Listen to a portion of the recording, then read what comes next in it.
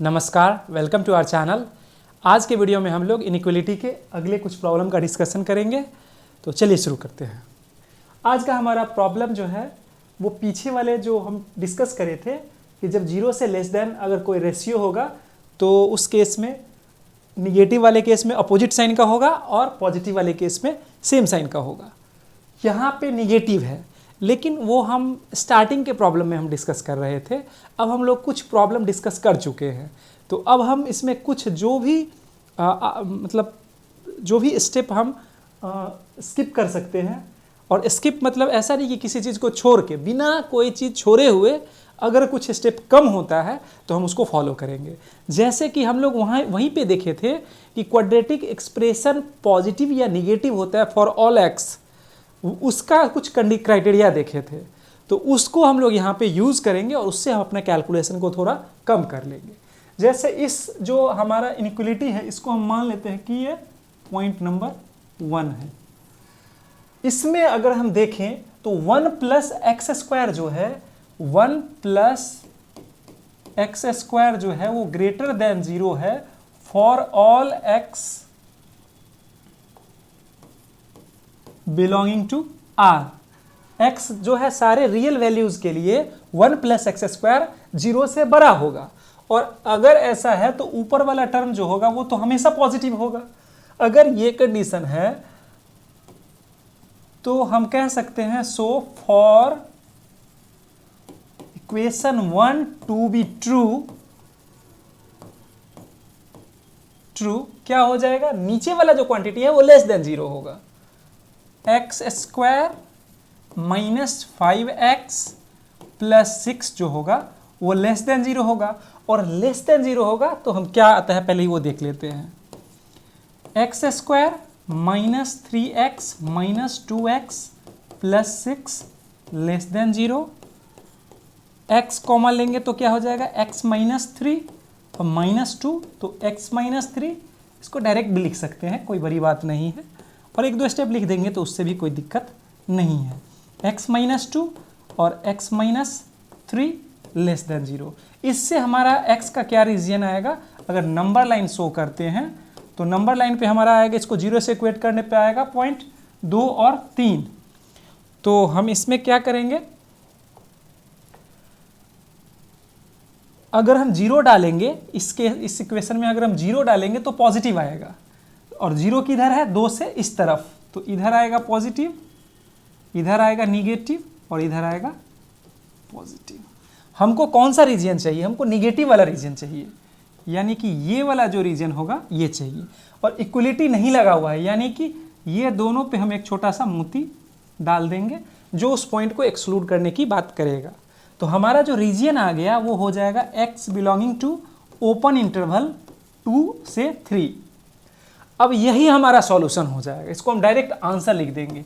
क्यों आंसर लिखेंगे, क्योंकि हमारा इस कंडीशन और इस कंडीशन का इंटरसेक्शन वाला केस हमको लेना है। लेकिन चूंकि ये इक्वेशन x के सारे रियल वैल्यूज के लिए है, तो रियल वैल्यू और उसका इंटरसेक्शन, अगर x के किसी इंटरवल का इंटरसेक्शन जो लेंगे तो वो छोटा वाला जो इंटरवल है, कहा हमको पता ही है कि कोई अगर सेट है, सबसेट है, अगर a अगर सबसेट है b का, तो अगर a इंटरसेक्शन b लेंगे तो वो हमेशा a आएगा। मतलब कि जो छोटा वाला सेट है उसको अगर बड़े वाले सेट के साथ इंटरसेक्शन लेंगे तो जो छोटा वाला सेट है वही हमेशा आता है। तो ये छोटा वाला सेट है, ये हमारा पूरा रियल नंबर है। तो हमारा जो फाइनल आंसर होगा वो हमारा यही होगा, x belonging to open interval 2 से 3। ठीक है, अगले प्रॉब्लम पे चलते हैं, इसको देख लेते हैं। इस वाले भी एक्सप्रेशन में हम अभी से पहले ही देख चुके हैं कि x4 plus x square plus 1 greater than 0 होगा। क्यों, क्योंकि हमको पता है कि एक्स स्क्वायर जो होता है वो ग्रेटर इक्वल टू 0 होता है, और अगर इसका पावर 4 कर दे वो भी ग्रेटर इक्वल टू 0 होता है। दोनों को अगर एक साथ कर ले तो x4 प्लस एक्स स्क्वायर जो होगा वो ग्रेटर इक्वल टू 0 होगा। वो भी इक्वल टू 0 भी तब होगा जब x इटसेल्फ 0 होगा, किसी दूसरे वैल्यू के लिए नहीं होगा। अब इसमें अगर हम 1 ऐड कर दे दोनों तरफ से तो x4 plus x square plus 1 greater equal to 1 हो जाएगा, क्योंकि दोनों तरफ 1 ऐड कर दिए और ये हमारा 0 से बड़ा है। तो इससे हम लिख सकते हैं x4 plus x square plus 1 जो होगा वो ग्रेटर देन 0 होगा। ये चीज़ ऑलरेडी हम लोग पिछले प्रॉब्लम में कर चुके हैं, एक बार फिर से कर दिए, लेकिन करना जरूरी नहीं है। तो हम कह सकते हैं कि जो ऊपर वाला टर्म है वो greater than 0 for all x belonging to r है। कोई भी रियल वैल्यू होगा, क्योंकि यहाँ पे रियल इसलिए बोला जाता है कि जो इमेजिनरी नंबर होता है उसमें स्क्वायर करने पे भी निगेटिव आ सकता है, लेकिन रियल नंबर में ऐसा नहीं होता है। तो ये हो गया। तो हम लिख सकते हैं इसको इक्वेशन नंबर मान लेते हैं 1 फॉर 1, यानी equation number 1 to be true, इसको सही होने के लिए क्या होना चाहिए? अगर ये ऊपर वाला पॉजिटिव है, ये पूरे एक्सप्रेशन का पॉजिटिव देखना है, तो नीचे वाला जिस रीजन में पॉजिटिव होगा उस रीजन में पूरा रेशियो जो होगा वो पॉजिटिव होगा। तो हम कहेंगे कि x square minus 4x minus 5 greater than 0, और इसको अगर देखा जाए तो x square minus 5x plus x minus 5 greater than 0। इसको अगर देखें तो हम क्या कह सकते हैं, x कॉमन ले लेंगे, x माइनस 5 प्लस 1 और x माइनस 5 ग्रेटर देन 0। इसको देखेंगे तो क्या हो जाएगा, x प्लस 1 और x माइनस 5 ग्रेटर देन 0। इसका अगर नंबर लाइन अगर ड्रॉ कर ले तो क्या हो जाएगा, x, तो इसमें क्या आ जाएगा नंबर लाइन पे, पहला पॉइंट आ जाएगा -1, दूसरा पॉइंट आ जाएगा 5। अब अगर इसमें अगर हम 0 डालते हैं तो जो 0 है वो निगेटिव आएगा, 0 हमारा इस दोनों के बीच में आएगा, यानी इस दोनों के बीच वाला जो रीजन होगा वो हो जाएगा निगेटिव, इधर हो जाएगा पॉजिटिव और इधर हो जाएगा पॉजिटिव। अब हमारा रीजन कौन सा लेना है, पॉजिटिव का रीजन लेना है, तो पॉजिटिव रीजन कौन सा हो जाएगा, x belonging to minus infinity से -1 यूनियन 5 से इन्फिनिटी। ये हमारा हो गया फाइनल आंसर। अगेन पिछले वाले में जो बताए हैं कि चूंकि ऊपर वाला टर्म जो है वो सारे रियल के लिए पॉजिटिव है, तो रियल का इंटरसेक्शन जब लेंगे, किसी भी छोटे सेट का जब बड़े सेट के साथ इंटरसेक्शन लेते हैं, छोटा बड़ा नहीं कहने का मतलब सबसेट और सुपरसेट, तो सबसेट जो होता है अगर उसका इंटरसेक्शन उसके सुपरसेट से लेते हैं तो हमेशा जो इंटरसेक्शन होगा वो छोटा यानी कि सबसेट आएगा। हो सकता है छोटा बड़ा अगर सबसेट नहीं हो तो उस केस में अलग आंसर आएगा, तो छोटा बड़ा बोलना गलत होगा, सबसेट सुपरसेट बोलना ज़्यादा ठीक होगा। ठीक है, तो ये हो गया हमारा फाइनल आंसर। ठीक है, अगले प्रॉब्लम पे चलते हैं, इसको देख लेते हैं। इस प्रॉब्लम में जैसा हमारा पीछे वाले केस में हुआ वैसा कुछ क्लियर दिख नहीं रहा था। 1 प्लस एक्स स्क्वायर क्लियर दिखता है कि ये पॉजिटिव क्वांटिटी है, या 1 plus x square plus x4 ये भी दिखता है कि पॉजिटिव क्वांटिटी है। इसमें नहीं पता चल रहा, तो हम इस पर थोड़ा सॉल्व कर लेंगे। थोड़ा सॉल्व करते हैं तो हम क्या करेंगे, इसको आगे लिखते हैं, इसको आगे लिख लेते हैं, इसमें से माइनस कॉमन ले लेते हैं, -3x square plus, minus common लेंगे तो यहां माइनस प्लस आ जाएगा, प्लस 2x माइनस 1, और नीचे में अगर नीचे में माइनस कॉमन ले लेंगे तो हो जाएगा -x square minus 3x plus 5, और ये ग्रेटर देन 0 है। हम माइनस साइन को दोनों तरफ मल्टीप्लाई नहीं, डिवाइड नहीं कर रहे हैं, चूंकि ऊपर नीचे माइनस है तो इसको हम कैंसिल कर सकते हैं और इससे साइन पे कोई इफेक्ट नहीं पड़ेगा। अगर अक्रॉस इनइक्वलिटी करते तो हम उसको उस केस में हमारा इनइक्वलिटी पे फर्क पड़ता। तो हमारा अगर एक बार और लिख दे तो क्या आ जाएगा, 3x square plus 2x minus 1, और नीचे में क्या आ गया, x square minus 3x plus 5, और ये क्या है, ग्रेटर देन 0 है। ठीक है, अब देखिए हमको इसमें हमको क्या करना है, इसमें हमको देखना है कि ये पॉजिटिव है, यानी कि हमको 2 केस बनता। अब केस वाले कैटेगरी में हम लोग नहीं जाएंगे, अब हम लोग थोड़ा सा अपने आप को अपग्रेड कर लिए हैं। अपग्रेड कर लिए हैं तो हम बस कर्सरी निगाह से देखेंगे कि किसका डिस्क्रिमिनेंट निगेटिव होगा, क्योंकि क्वाड्रेटिक एक्सप्रेशन में हम लोग जान रहे हैं कि जिस क्वाड्रेटिक एक्सप्रेशन का डिस्क्रिमिनेंट निगेटिव हो और उसका एक्स स्क्वायर का कोएफिशिएंट यानी ए पॉजिटिव हो तो वो थ्रू आउट पॉजिटिव होगा, या उसी में अगर कंटिन्यूअसली कहा जाए तो डिस्क्रिमिनेंट निगेटिव हो और एक्स स्क्वायर का कोएफिशिएंट ए जो है अगर निगेटिव होगा तो हम सारे रियल एक्स के लिए वो क्वाड्रेटिक एक्सप्रेशन निगेटिव हो जाएगा। इस चीज़ को चेक करने के लिए हम एक दिमाग में छोटा सा एक टेस्ट चलाएंगे, ठीक है। तो हम क्या करेंगे, इसका अगर हम इस साइड में देखें, ऊपर वाले न्यूमरेटर का डिस्क्रिमिनेंट अगर देखें तो उसका डिस्क्रिमिनेंट कितना आ जाएगा, बी स्क्वायर यानी कि 4 माइनस और माइनस माइनस प्लस 4 इंटू 3 यानी कि कुछ भी आएगा 4 प्लस 12 इज इक्वल टू 16 जो कि पॉजिटिव है। जैसे ही पॉजिटिव आया हमारा टेस्ट फेल कर गया, उसके आगे हम लोग नहीं सोचेंगे। तो हम अगला डिस्क्रिमिनेंट डिनोमिनेटर का निकालते हैं और डिनोमिनेटर का जैसे ही डिस्क्रिमिनेंट देखेंगे तो यहाँ पे पॉजिटिव है, हमको लग रहा है चांस है अभी। बी स्क्वायर के जगह क्या हो जाएगा, -3 का होल स्क्वायर -4 ए के जगह पे 1 और सी के जगह पे 5, तो ये हो जाएगा 9 माइनस 20, ये हो जाएगा -11, ठीक है। तो d का वैल्यू हो गया -11 यानी कि ये d हो गया निगेटिव। अब a का कॉफिशिएंट क्या है, a एक्स स्क्वायर का कॉफिशिएंट a 1 है जो कि पॉजिटिव है, तो हम कहेंगे कि d नेगेटिव है और a पॉजिटिव है। इसका मतलब x square -3x plus 5 greater than 0 for all x belonging to r। ये कैसे बोले, ये ऐसे बोले कि a ग्रेटर देन 0 है और d लेस देन 0 है, ठीक है, यहां से बोले।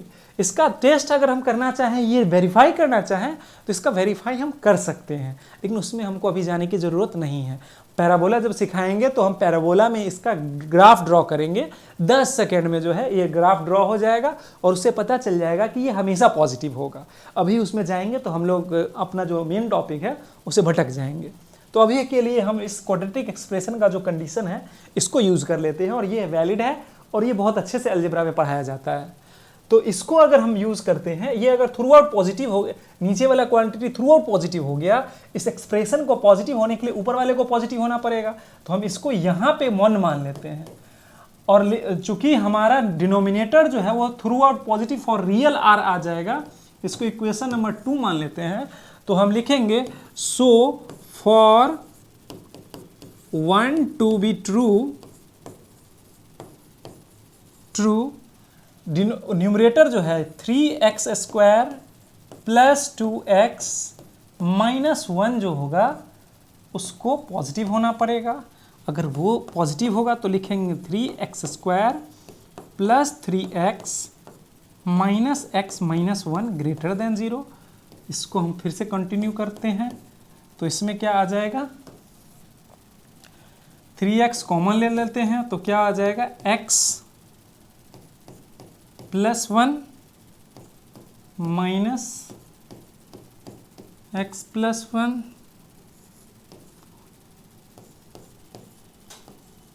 x plus 1 3x minus 1 greater than 0। अब इसका हम नंबर लाइन पे ड्रॉ करते हैं। नंबर लाइन पे अगर ड्रॉ करेंगे, इसको 0 से इक्वेट करने पे क्या आएगा, -1 और इधर आ जाएगा 1/3। अब अगर 0 इसमें डालते हैं तो 0 डालने से निगेटिव आ जाएगा, यानी यहाँ पे डालेंगे तो ये निगेटिव आ जाएगा।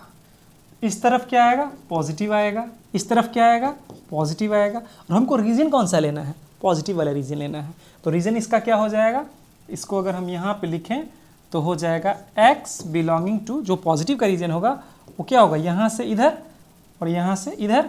अच्छा, ओपन इंटरवल है तो बाय डिफ़ॉल्ट जहाँ भी हम अगर ये नहीं भी ड्रॉ करें, जब तक ओपन इंटरवल है तो अपने दिमाग में आपको रखना है कि यहाँ इस पॉइंट को इंक्लूड नहीं करेंगे।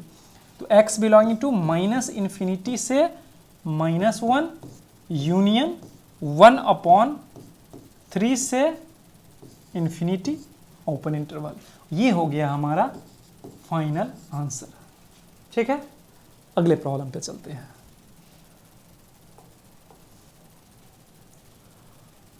अब इस प्रॉब्लम को भी हम लोग देख लेते हैं, इसको थोड़ा सा सिंप्लीफाई कर लेते हैं, ठीक है।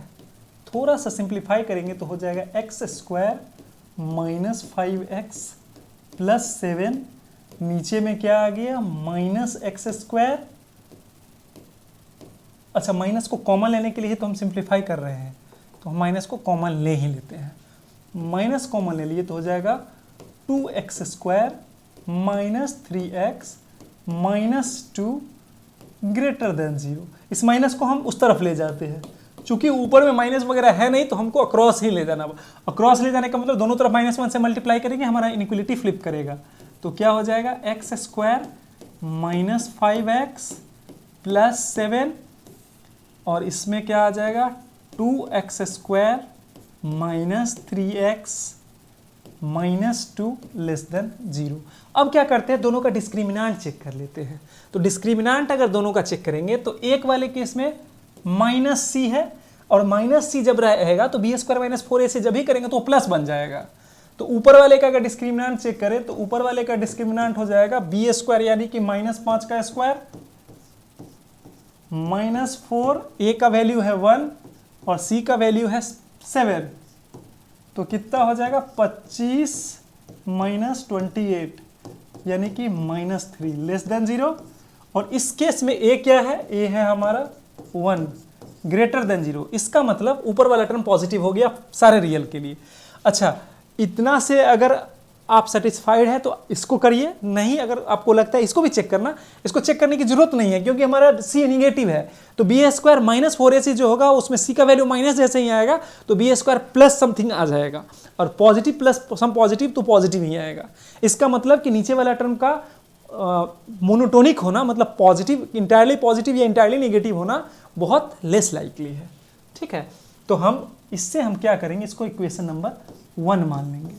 और हम देख लिए कि ये होने के कारण क्या हुआ, x square minus 5x plus 7 जो होगा वो greater than 0 for all x belonging to r।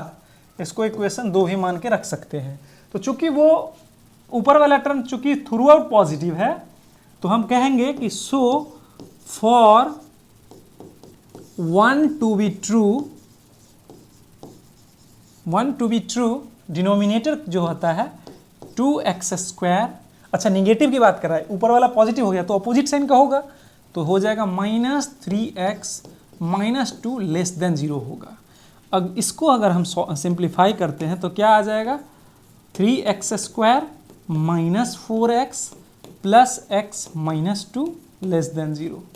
इसको अगर लिखें फिर से तो हो जाएगा 2x कॉमन लेंगे तो हो जाएगा x minus 2 plus 1 x minus 2, ठीक है। तो क्या हो जाएगा 2x प्लस 1 और x माइनस 2 लेस देन 0, ठीक है। इसका क्या हो जाएगा -1/2, इसका क्या हो जाएगा 2। अब अगर हम 0 डालते हैं तो निगेटिव आ जाएगा, तो ये निगेटिव ये रीजन, ये पॉजिटिव ये पॉजिटिव। हमको कौन सा रीजन लेना है, निगेटिव वाला रीजन लेना है। तो क्या हो जाएगा x बिलोंगिंग टू -1/2 से 2, ये हो गया हमारा फाइनल आंसर, ठीक है। अब अगले प्रॉब्लम पे चलते हैं।